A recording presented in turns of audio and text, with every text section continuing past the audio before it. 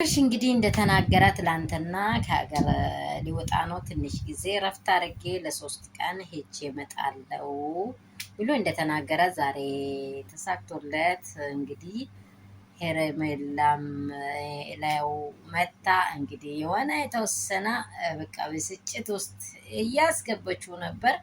እንግዲህ እነርሱን ደግሞ አስወጡና ሩትዬ በጣም ስትጠይቀው ከልብ ስታወራው ያው ቦታው እንዲነግር አልፈለገም። ያው እንደ መጀመሪያም ነግሬ ምናልባት እንደ ሮጣችሁ እንዳትመጡ በሚለው ሀሳብም ይሆን ይችላል። እንግዲህ ሌላ ጀርባው ላይ ያለው ነገር ይታወቃል። እንግዲህ ምድር ያልደበቀችው ያልተቀበረ ነገር መውጣቱ ስለማይቀር አብረሽ እንደዚህ ብሎ እንግዲህ በቃ ለመሄድ ወሰና።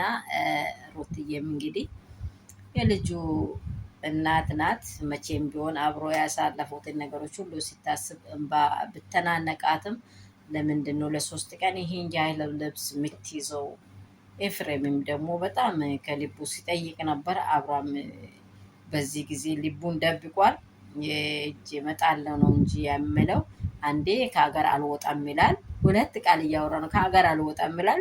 አንዴ ደግሞ የበረራው ሰዓቱ እያለፈኝ ነው ይላል። በቃ እንግዲህ የተዋዛገበ ነገር እያወራ ነበር። ሰላም ቤተሰብ እንዴት ናችሁ? ሁሉ ሰላም፣ ሁሉ መልካም ነው ወይ?